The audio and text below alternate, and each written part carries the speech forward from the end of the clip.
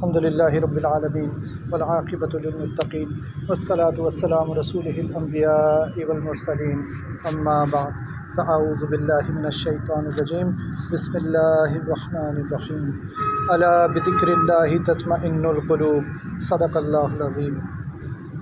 سورہ رعد کی آیت ہے اور اس کا ترجمہ ہے اور سن لو کہ اللہ کی یاد سے دل سکون پاتے ہیں۔ تو آج اس آیت کو لانے کا مقصد یہ تھا کہ جس کو بھی دیکھیں آج کل وہ پریشانی کا شکار ہے، کوئی کسی طرح کی پریشانی، کوئی کسی طرح کی پریشانی میں گھرا ہوا ہے، ہر کوئی اپنے بچوں سے پریشان ہے، کوئی اپنی جاب میں پریشان ہے، کوئی کاروبار میں پریشان ہے، کوئی نہ کوئی پریشانی ہر کسی کو لاحق ہے، اور کوئی اس کا اظہار اس طرح کر دیتا ہے جو کہ بہت ہی نامناسب ہوتا ہے۔ جبکہ اللہ سبحانہ وتعالیٰ اس آیت میں فرما رہے ہیں کہ وہ دل سکون میں رہتے ہیں جن میں اللہ کی یاد ہوتی ہے۔ اب کون ہوگا جس کو پریشانی نہیں ہوگی، لیکن کچھ دل ایسے ہوتے ہیں جو سکون میں رہتے ہیں اور کچھ دل ایسے ہوتے ہیں جو پریشان رہتے ہیں۔ تو وہ کون سے دل ہوں گے اور وہ کیا وجہ ہوگی کہ پریشانی کے باوجود وہ دل سکون میں ہوں گے؟ تو یہ سمجھنے کی بات ہے کہ 3 طرح کی دنیا ہے۔ حضرت مفتی تقی عثمانی صاحب دامت برکاتہم فرماتے ہیں 3 طرح کی دنیا ہے۔ ایک وہ جس میں خوشی خوشی ہے اور وہ جنت ہے، جہاں کوئی غم ہی نہیں، کوئی پریشانی نہیں، وہاں صرف خوشی خوشی ہے، وہ جنت ہے۔ اللہ تعالیٰ ہم سب کو وہاں لے کے جائیں۔ ایک وہ ہے جہاں صرف غم ہے، صرف تکلیف ہے، کوئی خوشی نہیں ہے، اور وہ غم کبھی رکنے والا بھی نہیں ہے، وہ تکلیف کبھی کم ہونے والی بھی نہیں ہے، بلکہ وہ تکلیف بڑھتی رہے گی۔ وہ کون سی جگہ ہے؟ وہ جہنم ہے۔ اللہ تعالیٰ ہم سب کی حفاظت فرمائے۔ اور تیسری دنیا وہ ہے جس میں ہم رہتے ہیں، اس میں خوشی بھی ہے، غم بھی ہے۔ کبھی اکثر ہم خوشیاں ہی دیکھتے ہیں، لیکن ہماری نظر ان پریشانیوں پر زیادہ ہوتی ہے جو ہمیں اللہ تعالیٰ کبھی کبھی دیتے ہیں، لیکن خوشی کا ہمیں احساس نہیں ہوتا کہ اللہ تعالیٰ ہم اللہ کا شکر ادا کریں، ہمیں اللہ تعالیٰ نے کتنی خوشیوں میں رکھا ہوا ہے۔ تو اب وہ کس قسم کی خوشیاں ہو سکتی ہیں؟ اچھا، تیسری بھی ایک کیفیت ہو سکتی ہے کہ نہ آپ خوش ہیں نہ آپ کو کوئی غم ہے، ایسا بھی ہوتا ہوگا۔ مثلاً آپ صبح سو کر اٹھے، اب صبح ہی صبح آپ کو کوئی خوشخبری تو نہیں ملی، نہ آپ کو عام طور پر ایسا نہیں ہوتا کہ آپ کو کوئی بری خبر ملی ہو یا اچھی خبر ملی ہو، تو آپ اس کو کہہ سکتے ہیں کہ یہ ایسا موقع تھا جب کہ نہ تو میں خوش تھا اور نہ مجھے غم تھا۔ لیکن حدیث میں نبی کریم صلی اللہ علیہ وسلم فرماتے ہیں کہ تم میں سے اگر کوئی اس حال میں بیدار ہو کہ وہ اپنے گھر عافیت سے ہو اور اس کا جسم صحت مند ہو اور اس کے پاس دن کا کھانا موجود ہو، تو وہ اس شخص کی طرح ہے جس کے لیے ساری دنیا جمع کر دی گئی۔ تو ہم تو ساری عمر اپنی اسی میں گزارتے ہیں کہ ہمیں دنیا مل جائے، یہ بھی مل جائے، وہ بھی مل جائے، ہمارے پاس یہ بھی ہو وہ بھی ہو، اور اللہ کے نبی صلی اللہ علیہ وسلم فرما رہے ہیں کہ اگر تم صبح اس حال میں اٹھے کہ تم عافیت کے ساتھ تھے، صحت کے ساتھ تھے، تمہارے پاس کھانے کو بھی تھا، تو پھر تم ایسے آدمی کی طرح ہو جس کے لیے ساری دنیا جمع کر دی گئی۔ تو اب سوچیں، جس کو ہم سمجھتے ہیں کہ یہ خوشی کا موقع نہیں ہے، وہ بھی اتنا خوشی کا موقع ہے کہ اللہ کے نبی صلی اللہ علیہ وسلم ہمیں بتا رہے ہیں کہ یہ شکر کا مقام ہے، لیکن ہماری صبح اور شام اس طرح گزر جاتی ہے اور ہمیں احساس ہی نہیں ہوتا کہ ہم اس کا بھی شکر ادا کریں۔ ہاں، جب ہمارے اوپر کوئی تکلیف ہوتی ہے تو اس وقت ہم فوراً احساس کرتے ہیں کہ ہمارے ساتھ یہ مسئلہ ہے، وہ مسئلہ ہے۔ تو یہ بات کہنے مطلب یہ ہے کہ دنیا جو ہے اس میں انسان کے اوپر حالات آتے ہیں، وہ حالات کبھی اچھے ہوتے ہیں اور کبھی مشکل ہوتے ہیں۔ تو یہ دنیا جو ہے دارالامتحان ہے، اس کا مقصد ہی یہ ہے کہ انسان کو یہاں بھیجا گیا ہے اس لیے کہ اس کے اوپر دونوں طرح کے حالات آئیں گے۔ ان دونوں حالتوں میں یہ کس طرح اس کا رد عمل کیا ہوتا ہے، جیسا رد عمل ہوگا ویسا ہی نتیجہ ہوگا۔ اگر ہمارا رد عمل خراب ہوگا تو پھر خراب جگہ پہ جائیں گے، اور اگر ہمارا رد عمل اچھا ہوگا تو ہم اچھی جگہ پہ جائیں گے۔ تو نبی کریم صلی اللہ علیہ وسلم اس بارے میں بھی ہمیں ہدایت دیتے ہیں کہ ہمارا رد عمل کیا ہونا چاہیے۔ فرماتے ہیں کہ مومن کی حدیث کا مفہوم ہے کہ مومن کی 2 ہی حالتیں ہوتی ہیں کہ یا تو وہ اگر اس کے ساتھ مشکل ہو تو وہ صبر کرتا ہے، اور اگر اس کے ساتھ کوئی اچھا معاملہ پیش آ جائے تو شکر کرتا ہے۔ تو مومن کی یہی 2 حالتیں ہوتی ہیں۔ تو حدیث میں اس طرف رہنمائی مل گئی کہ ہمیں دنیا میں زندگی کس طرح گزارنی چاہیے۔ مشکلات بھی آئیں گی، ایسا کوئی ہے ہی نہیں دنیا میں جس کے ساتھ مشکلات نہ آئی ہوں، چاہے وہ اس کے پاس کتنا ہی پیسہ ہو۔ دنیا میں کوئی ایسا شخص نہیں جس کے ساتھ مشکلات نہ آئیں۔ تو اگر ہمیں اللہ تعالیٰ نے مسلمان بھی بنایا، نبی کریم صلی اللہ علیہ وسلم کا امتی بنایا، اور پھر ہمیں یہ ہدایات مل گئیں، تو اب ہمیں اس پر عمل کرنا چاہیے۔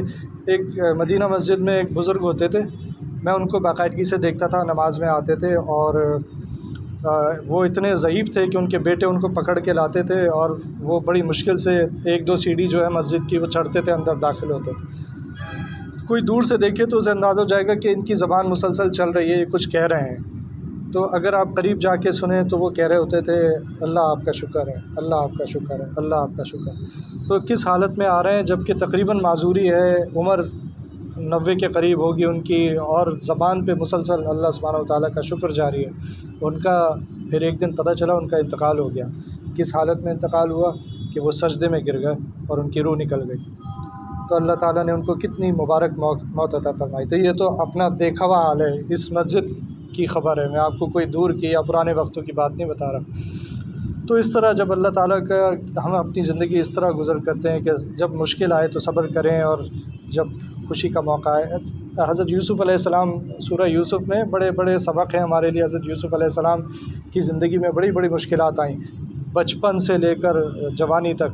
تو کیا ہوا بچپن میں، جن کو نہیں پتہ تو سورہ یوسف ضرور پڑھیں کہ ان کے بھائیوں نے انہیں اندھیرے کنویں میں ڈال دیا۔ بچہ ہے، اندھیرے کنویں میں ڈال دیا۔ پورے قرآن میں کہیں ایسی بات نہیں نظر آتی کہ انہوں نے کبھی اپنی زبان پر کوئی شکایت کا اظہار کیا ہو۔ اس کے بعد کیا ہوا، جوانی میں انہیں پھر وہ ایک واقعہ پیش آیا جس میں ان کا کوئی قصور نہیں تھا، اور وہ جیل میں چلے گئے۔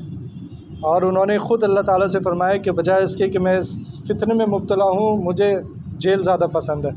اپنی مرضی سے جیل میں چلے گئے اور ایک لمبا عرصہ جیل میں گزارا۔ اور پھر کیا ہوا، جب وہاں سے نکل گئے اور اپنے والد سے بعد میں ملاقات ہوئی تو کیا فرما رہے ہیں کہ اللہ تعالیٰ کے میرے اوپر اتنے احسانات ہیں کہ مجھے جیل سے نکالا۔ اس کا ذکر ہی نہیں ہے کہ مجھے جیل میں ڈالا بھی تھا، وہ بھی تو اللہ کی مرضی سے ہی ہوا تھا نا، انہیں کی رضا سے ہوا تھا، لیکن اس کا ذکر نہیں، شکایت تو کسی حال میں زبان پہ آئی نہیں۔ ہاں کہ اللہ تعالیٰ نے جیل سے نکال دیا، اس پہ فرما رہے ہیں حضرت یوسف علیہ السلام۔ یہ سب قرآن شریف میں اس کا ذکر ہے کہ مجھے جیل سے نکالا۔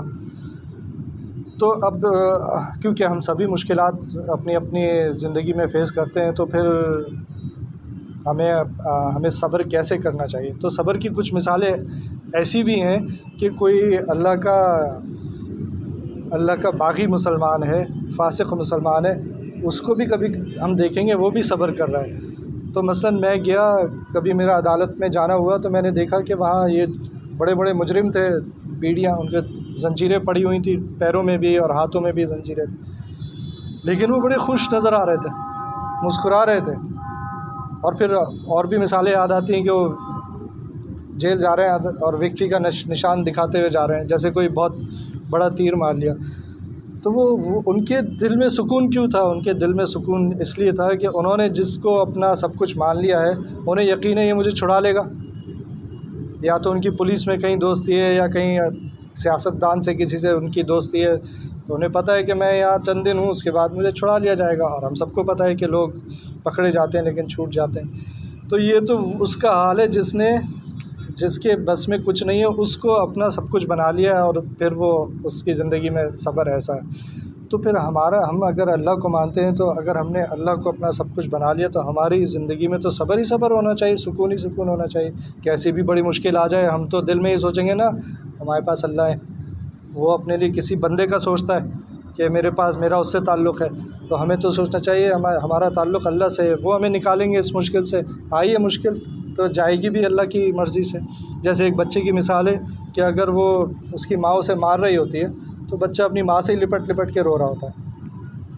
تو وہ حالانکہ وہ ماں اسے مار رہی ہے پھر بھی وہ اسی سے لپٹ رہا ہے، تو بچے کو پتہ ہے کہ مجھے بچانے والی بھی میری ماں ہے، اگر کوئی مجھے بچا سکتا ہے میری ماں ہی بچا سکتی ہے۔ تو ہمیں بھی ایسے سوچنا چاہیے کہ اللہ تعالیٰ ہی ہمارے سب کچھ ہیں، اگر ہمارے اوپر کوئی مشکل آئے گی تو اللہ تعالیٰ ہی ہمیں اس مشکل سے نکالیں گے۔ تو اب یہ سمجھنے کی ضرورت ہے کہ صبر میں ہمارے دل کی کیفیت کیا ہونی چاہیے اور ہمارے اعضاء کی کیفیت کیا ہونی چاہیے۔ تو اگر کوئی مشکل آ جائے تو اس وقت ہمارے دل کی کیفیت کیا ہونی چاہیے؟ ہمیں یہ سوچنا چاہیے کہ یہ مصیبت اللہ تعالیٰ کی طرف سے آئی ہے تو یقیناً اس میں کوئی خیر ہے۔ اور ہم بہت دفعہ اپنی زندگی پہ اگر نظر ڈالیں گے اور ماضی کے بارے میں سوچیں گے تو ہمیں بہت سے ایسی باتیں یاد آئیں گی جو بظاہر ہمیں ایسا لگا تھا کوئی مشکل آ گئی، لیکن بعد میں اس میں سے اللہ تعالیٰ نے ہمارے سامنے خیر رکھ دی۔ تو ہمیں ہمیشہ یہ سوچنا چاہیے کہ مشکل آئی ہے لیکن اس میں اللہ تعالیٰ میرے لیے کوئی نہ کوئی خیر نکالیں گے۔ پھر یہ سوچنا چاہیے کہ یہ مشکل شاید اس وجہ سے آئی ہو کہ مجھ سے کوئی غلطی ہوئی ہے، مجھ سے کوئی گناہ ہو گیا ہے اور اب اللہ تعالیٰ نے مجھے اس پہ تنبیہ کی ہے۔ تو میں سوچوں کہ مجھ سے کیا غلطی ہوئی ہے، اور وہ غلطی اکثر یاد بھی آ جاتی ہے اور پھر انسان کو توبہ کی توفیق بھی ہو جاتی ہے۔ اس لیے ہمیں جب بھی کوئی ایسا مسئلہ آئے تو ہمیں سوچنا چاہیے۔ اسی طرح یہ سوچنا چاہیے کہ یہ آزمائش ہے، اور یہ آزمائش ہے تو پھر آزمائش ایک امتحان کی طرح ہوتی ہے، تو اس آزمائش سے نکلنے کے لیے مجھے کیا کرنا چاہیے؟ کیا میں شکایت کروں یا میں اللہ تعالیٰ سے رجوع کروں، اللہ تعالیٰ سے جڑ جاؤں اور اللہ تعالیٰ سے معافی مانگوں، توبہ کروں، ان سے کہوں مجھے اس مصیبت سے نکال دیں؟ اور چوتھا کیا ہو سکتا ہے کہ وہ حدیث میں آتا ہے نا کہ مومن کو کوئی چھوٹی سی بھی تکلیف پہنچتی ہے تو اس کے گناہ معاف ہوتے ہیں، یعنی اگر کوئی سوئی بھی چبھ گئی تو اس کے گناہ معاف ہوتے ہیں۔ تو ایک ہمیں یہ سوچنا چاہیے کہ ٹھیک ہے میری مشکل آئی ہے، بیمار ہو گیا ہوں یا جو بھی، لیکن اس سے اللہ تعالیٰ میرے گناہ معاف فرمائیں گے۔ تو یہ وہ کیفیات ہیں جو صبر، جن سے ہمارا صبر ظاہر ہوتا ہے کہ انسان صبر کر رہا ہے۔ تو پھر عمل کیا ہونا چاہیے؟ عمل یہ ہونا چاہیے کہ رجوع اللہ، یعنی ہم اللہ تعالیٰ سے رجوع کریں، جب بھی کوئی مشکل آ جائے اللہ تعالیٰ سے رجوع کریں۔ ابھی اس کے اپوزٹ کیا ہوتا ہے وہ بھی میں انشاءاللہ اس کا بھی ذکر کروں گا۔ اور پھر اس کے علاوہ کیا کرنا چاہیے؟ اوپر جو باتیں کی نا اسی کے نتیجے میں کیا کرنا چاہیے؟ استغفار کرنی چاہیے، اللہ تعالیٰ سے زیادہ سے زیادہ معافی مانگنی چاہیے۔ اللہ مجھ سے کوئی غلطی ہو گئی جس کی وجہ سے میں اس مشکل میں پھنس گیا ہوں، تو آپ مجھے معاف فرما دیجیے۔ اور اگر یہ کوئی آپ کو لگ رہا ہے یہ آزمائش ہے، تو اس آزمائش کی صورت میں مجھے کیا کرنا چاہیے کہ میرے اللہ مجھ سے راضی ہو جائیں؟ تو پھر آپ کو اللہ تعالیٰ اس کا جواب بھی دل میں ڈالیں گے۔ اور میری زبان سے کیا ہونا چاہیے؟ میری زبان سے کوئی شکایت نہیں ہونی چاہیے، بلکہ میری زبان ذکر اللہ میں مصروف ہو جانی چاہیے۔ میری زبان سے دعا ہونی چاہیے، میں اپنے لیے دعا کروں، جس طرح نبیوں نے بھی حضرت نبی کریم صلی اللہ علیہ وسلم بدر کے موقع پر کیا کیا؟ اب نبی ہیں، ان کو تو ہم تو بہت دفعہ یہ سوچتے ہیں کہ ہم نیک لوگ ہیں تو ہمارے ساتھ اللہ تعالیٰ کی مدد ہوگی، لیکن وہ اس موقع پر بھی اللہ تعالیٰ سے مدد مانگ رہے ہیں کہ آپ ہماری مدد فرمائیے، ورنہ یہ ایک چھوٹا سا گروہ ہے جو آپ کو مانتا ہے، اور اس کی دعا کی الگ تفصیل ہے۔ لیکن نبی صلی اللہ علیہ وسلم بھی جو ہے ایک مشکل موقع تھا، جنگ ایک بہت مشکل موقع ہوتا ہے، اس وقت اللہ تعالیٰ سے مدد مانگ رہے ہیں۔ تو ہمیں بھی اپنے معمول میں یہ رکھنا چاہیے کہ چھوٹی سی چھوٹی بات جو ہے اس کے لیے اللہ تعالیٰ سے مدد مانگیں۔ جب ہمارا یہ طرز عمل ہوگا تو یہ اس بات کی نشاندہی ہوگا کہ یہ جو مشکل آئی ہے یہ اللہ تعالیٰ کی طرف سے رحمت ہے، یہ جو مشکل آئی ہے یہ اللہ تعالیٰ کی طرف سے رحمت ہے، اس کے نتیجے میں میں اللہ تعالیٰ سے اور قریب ہو رہا ہوں یا ہو جاؤں گا انشاءاللہ۔ تو جب یہ طرز میں عمل ہوگا تو اس کا ہمیں فائدہ پہنچے گا۔ اس کے برعکس یہ ہو سکتا ہے جو کہ کچھ لوگوں کا ایسا طرز عمل ہوتا ہے، وہ یہ کہ دل میں شکایت کا احساس کہ کیوں ہو رہا ہے، یا میں ایک بد نصیب ہوں، میرے ساتھ یہ ساری مشکلات ہیں، میرے ساتھ لوگ ایسا کیوں کر رہے ہیں، یا کبھی کبھی کافی زیادہ شکایت کے الفاظ بڑھ بھی جاتے ہیں جو ایمان بھی جا سکتا ہے، اس حد تک چلے جاتے ہیں، اور مایوسی کی کیفیت ہو جاتی ہے، جبکہ اللہ سبحانہ و تعالیٰ قرآن شریف میں کیا فرماتے ہیں؟ لا تقنطوا من رحمت اللہ، اللہ تعالیٰ کی رحمت سے مایوس نہ ہو۔ ایک خاتون سے ملاقات ہوئی، میری اہلیہ کی جرمنی میں ملاقات ہوئی، وہ خاتون تھی سیریا کی، جہاں سیریا میں تو مسلمانوں کے اوپر بہت ظلم ہوا ہے نا، تو بیچارے ہجرت کر کے کوئی کہیں چلا گیا، کوئی کہیں چلا گیا۔ ان خاتون کے ساتھ کیا مسئلہ تھا؟ وہ اکیلی سیریا میں رہ رہی تھیں، ان کے شوہر کا کچھ پتہ نہیں تھا، ان کے بچے کہاں چلے گئے کچھ پتہ نہیں تھا، یہ جنگ میں ان کے اوپر یہ ظلم ہوا۔ تو انہوں نے جب اپنی وہ کنڈیشن بتا رہی تھیں تو ظاہر ہے کہ مسلمان کے دل میں درد ہونا چاہیے، دکھ ہونا چاہیے، تو ہمیں بہت تکلیف پہنچی، ان کو اندازہ ہو گیا کہ ان کو تکلیف پہنچی ہے۔ انہوں نے یہ آیت پڑھی، لا تقنطوا من رحمت اللہ، کہ اللہ کی رحمت سے مایوس نہ ہو۔ اب آپ سوچیں کہ جس عورت کے شوہر کا کچھ پتہ نہیں، وہ کہاں ہے، اس کے بچوں کا کچھ پتہ نہیں، اس کا ایمان کیسا ہے کہ وہ اللہ تعالیٰ کے کلام سے ہمیں سمجھا رہی ہے کہ بھئی تم پریشان مت ہو، اللہ تعالیٰ کی رحمت سے مایوس نہیں ہونا چاہیے۔ یہ ہم تو چھوٹی چھوٹی مشکل پر پریشان ہو جاتے ہیں، لیکن ہم دیکھیں کہ لوگ دنیا میں کیسے کیسے ہیں۔ اور رجوع الی الناس، اوپر میں نے کہا تھا رجوع الی اللہ، یہاں لکھا ہے رجوع الی الناس، یعنی رجوع الی اللہ کا مطلب ہے اللہ کے پاس جانا، اللہ سے رجوع کرنا، اللہ کے پاس لوٹنا، اور رجوع الی الناس کا مطلب ہے کہ لوگوں کے پاس۔ تو یہ جو لوگ شکایت کرتے ہیں اور بے صبری کا مظاہرہ کرتے ہیں، وہ کس کے پاس جاتے ہیں؟ وہ یہ جادوگروں کے پاس جاتے ہیں، عاملوں کے پاس جاتے ہیں کہ پتہ نہیں ہمارے ساتھ کسی نے یہ کر دیا ہے، عمل کر دیا ہے، کسی نے جادو کر دیا ہے، تو وہ اللہ اتنے بڑے ہیں، اللہ کے ہاتھ میں سب کچھ ہے، اور یہ لوگ جو ہیں یہ جاتے ہیں لوگوں کے پاس جاتے ہیں اپنے مسائل حل کرانے کے لیے۔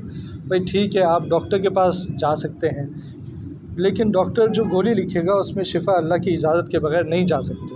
مفتی تقی عثمانی صاحب فرماتے ہیں کہ ایک ڈاکٹر صاحب ہیں، انہوں نے مجھے خود یہ کہا کہ میں 30 سال یا پتہ نہیں 50 سال ہو گئے ڈاکٹری پریکٹس کرتے ہوئے، میرا تجربہ یہ ہے کہ ڈاکٹری مریض کے پیٹ میں جا کر اللہ سے پوچھتی ہے کہ میں اس کو شفا دوں یا اس کو شفا نہ دوں۔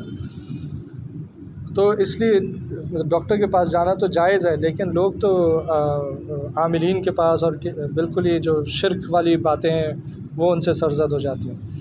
اور اسی طرح زبان جو ہے اس پہ بالکل شکایت نہیں آنی چاہیے، یہاں تک کہ زبان سے یہ کہنا ہے کہ مجھے یہ مسئلہ ہے، میں بیمار ہو رہا ہوں، میرے سر میں درد ہو رہا ہے، یا میرے بچے بیمار ہیں، یہ باتیں زبان پہ آنا بھی مفتی تقی عثمانی صاحب فرماتے ہیں یہ بھی بے صبری کی نشانی ہے۔